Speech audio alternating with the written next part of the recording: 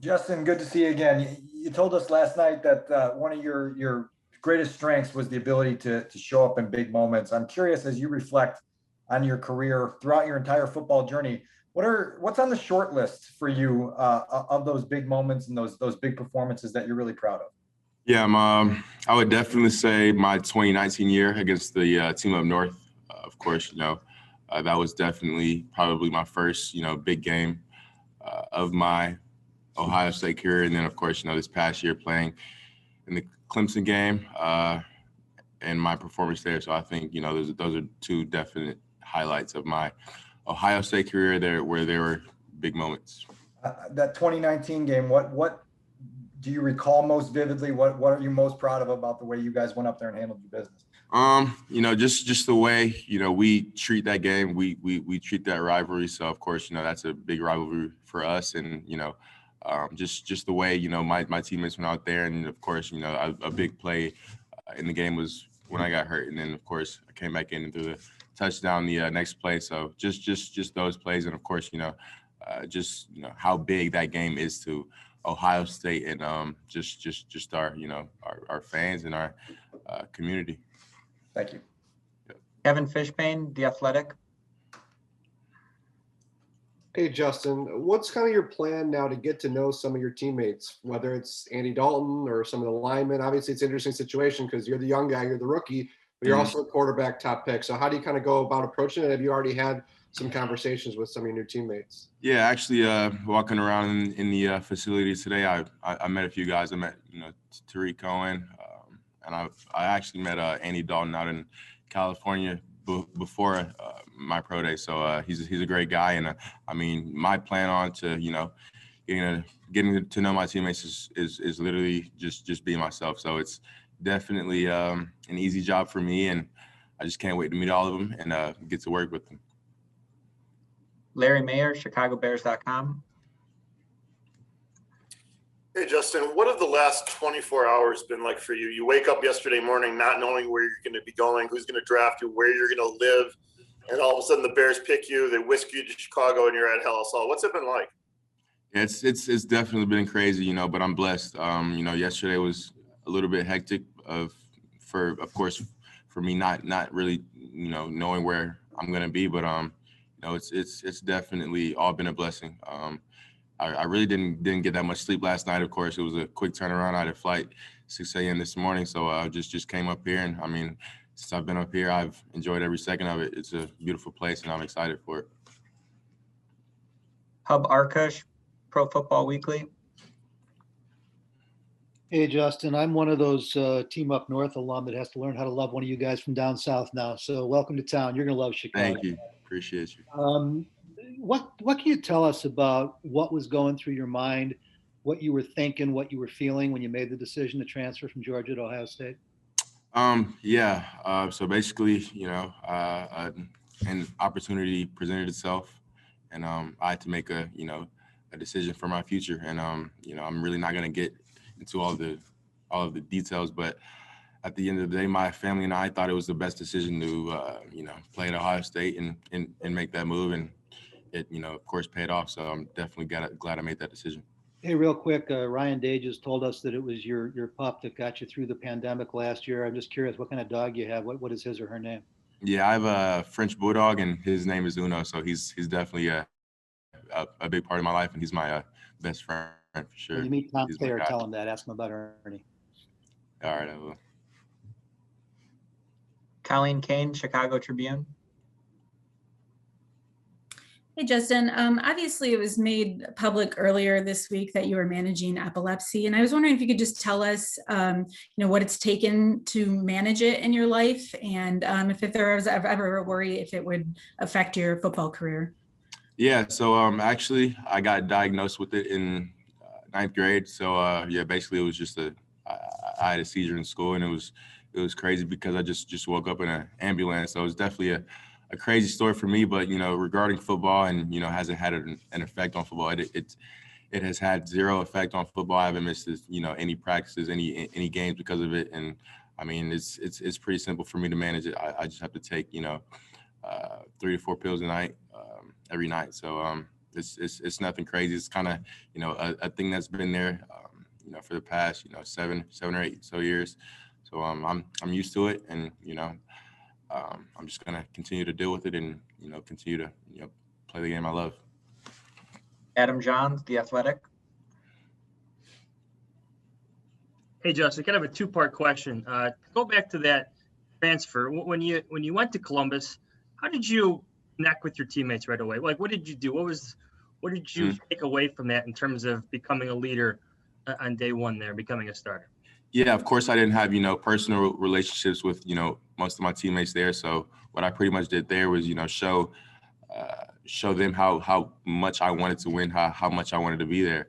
And I did that by, you know, working hard in workouts and weight training, and, you know, coming in first, and, you know, sprint drills and stuff like that. And as time went along, I just, you know, started building personal relationships with, you know, from guys that were freshmen, from guys that were seniors, from guys that were walk-ons. So I think it's, you know, very important to, you know, get to know your teammates and kind of build those personal relationships with them. That way you can connect with them on the highest level. And then today, when you met the guys at Halas Hall, I'm curious, as you're walking through the halls, anything strike you, whether it's a picture of Walter Payton or George Halas's hat? Like, this is a team with a lot of history.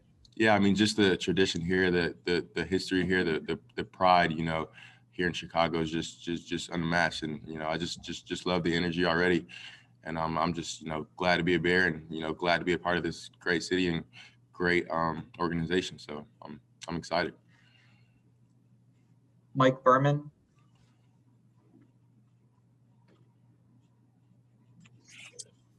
Hey, Justin, welcome to Chicago and congratulations. I think you touched on this last night, but wondering if you can expand on it. You know, you're sitting inside of Halas Hall, the headquarters of the Bears, and you understand the history of the quarterback position with this franchise and how tortured the fan base is and how badly they want a franchise quarterback to lead the way. Mm-hmm. How do you look at that opportunity? How do you approach it? How do you look at it? How do you maybe prevent the pressure from pouring down on you? I don't think there's pressure at all on me, because you know, I expect myself to, you know, be a franchise quarterback. So, you know, there's really no added pressure. You know, I came from a big program like Ohio State, where, you know, the fan base is very passionate about their sport. So there's definitely no added pressure on me in terms of that. You know, I expect myself to be a franchise quarterback and you know, one day hopefully a top 5 quarterback in this league. So that's what I'm gonna, you know, thrive to do. I'm gonna work every day to, you know, reach my goal and to, reach new heights. So yeah. Cam Ellis. Hey, Justin, sort of related to that, I know you filmed the message to fans last night, and I'm sure you've heard from more than a couple since then. I'm just sort of curious what your first impression of talking and hearing from Bears fans has been in the first, you know, 18 hours or so. Yeah, I mean, you know, these Bears fans from these, you know, first you know, 18 hours or so, they've been great. They've shown nothing but support, and, you know, I can just tell, you know, they're all excited, and I'm excited too. So I, you know, just can't wait for the future, and, you know, can't wait to, you know, be able to, you know, spend, you know, moments with them, and, you know, also with my teammates. So I'm excited. Sean Hammond, Pro Football Weekly. Hey, Justin, just curious, you know, who did you emulate when you were growing up in the backyard? Who were your quarterback heroes? And two, as you got older, whose film did you study? Yeah, I would say when I was, you know, younger, like maybe 8th, 9th grade, it was more Cam Newton. But I would say, you know, these past couple of years have kind of turned more into, you know, a Russell Wilson type quarterback. So I've, you know, watched a lot of film on him. I've watched a lot of highlights on him. So I think, you know, the things that we can do on the field, you know, with both of those quarterbacks, I think, you know, we have a lot of similarities between, you know, extending plays with our legs and, you know, also having the arm talent. So I think those are, you know, a couple of guys that I kind of emulate my game after. Joey Kaufman, Columbus Dispatch. Justin, I wanted to follow up on the question about epilepsy earlier. That came out through a leaked report last week, and I wanted to know how did you feel about that when it came out? Obviously, you hadn't kind of talked about that publicly at Ohio State. Yeah. How did that feel, and just kind of how did you kind of handle that? I mean, it is what it is. It's a part of me. I'm not gonna, try to hide it. It's who I am. So there's no really reason trying to hide it.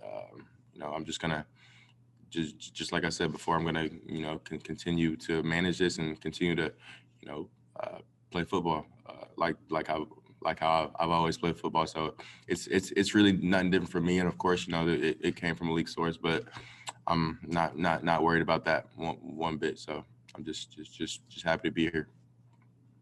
Dan Wiederer. Justin, curious what in Russell's game impresses you the most, and what traits he has that you really are drawn to.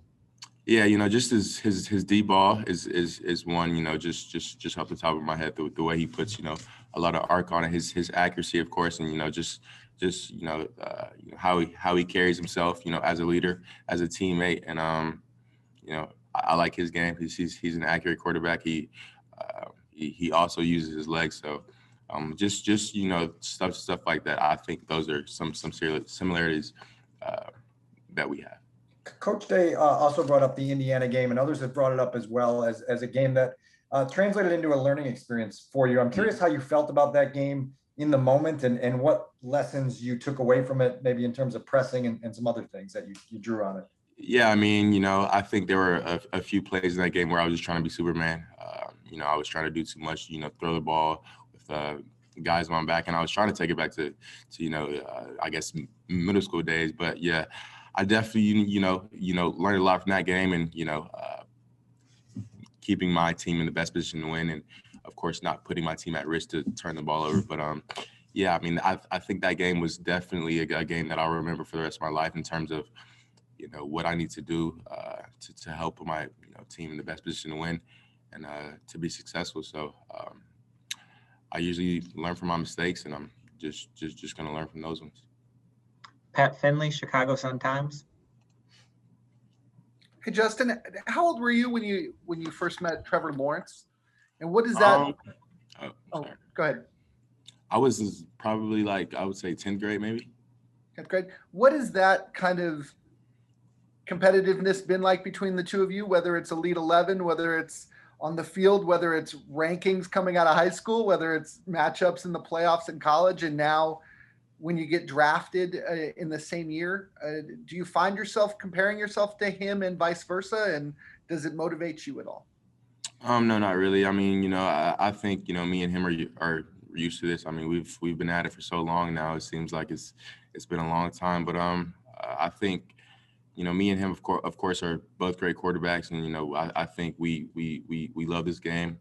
I think we both want to be great. So I'm not really saying that I'm necessarily trying to be better at him in this particular area. I'm just focused on myself and focused on being the best quarterback I can be for my teammates and for my coaches.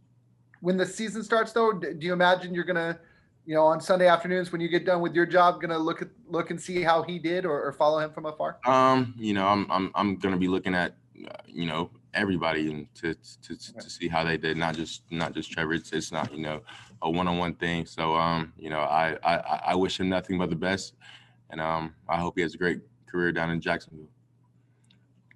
Mark Grody, 670 The Score. Your head coach said, Ryan Day at Ohio State said that, I just want to make sure I got it right. He says that you burn hot on the inside, even though a lot of times you can't see it because you kind of seem to have just a relaxed demeanor. Is that the right way to describe it? And where does that even keel come from? Yeah, I mean, Coach Day, he's one of the coaches that knows me best. So he's definitely right about that one. And, I think the even keeledness comes from, just me, being in so many experiences, involving sports situations in my life. I've played up to, 4 sports growing up. So I'm just, failing at, different sports. I've always tried to, stay even keeled and kind of, try to keep my body language, neutral. So I think that's just where that comes from. My dad has harped on it from when I was a little kid to, just make sure I have good body language and, no matter how I'm feeling, just try not to let others see it. So, yes, sir. And Justin, one other thing too, do you feel like you could step on the field day one, game one in the NFL? Because right now the plan is to have Andy Dalton be the starting quarterback for the Bears. Yeah, I mean, that's not up to me. That's up to, coach. And my job is simply to, perform the best I can perform and, be the best quarterback I can be. So I think that's a question for Coach Nagy. Tim May. Thank you very much. Hey, Justin, just real quick before I ask you my real question, did you feel there was an effort the last several weeks to somehow or another bring you down? I'm talking about from your perspective as you looked at some of the things that came out, much of which was bogus. Just how did you let that roll off your back? I really can't do anything about it. There were some things said that, that of course weren't true, but hey, at this point, for me, at least the draft is over and, my focus is to turning to, how can I help the Chicago Bears win? So I'm not really worried about, what's has said in the past, that's all said and done with. So I'm here now and I'm, worried about, the present. So. And one other quickie, who's your favorite to be your successor at Ohio State? There's 3 guys at least in the running. And then what's the best thing you got from your relationship with Ryan Day the last 2 years that you'll carry with you? If I went to, more practices, I could probably give you a favorite, but, I don't have one. But one thing I do know is, all 3 of those quarterbacks down there, competitive. They're smart. They're very talented. And, me and Coach Day, we've definitely had a great relationship over these past 2 years of my time being at Ohio State. But, one thing about Coach Day is he's such a good coach, but, a lot of you guys don't know this. He's an even better person, just the things that he's taught me in life and, just the lessons he's taught me. It's just, priceless. So I'm just, grateful for all of that for sure. Thanks, man. Yep. Bill from the Columbus Dispatch. Hi, Justin. In the course of this week, I talked to Wyatt Davis and Josh Byers. They didn't practice for the Alabama game because they were hurt. Ryan Day said today that you really didn't practice much. Could you kind of describe how much you did practice, how much that might have affected your performance, and in light of that, how tough was that matchup for you guys?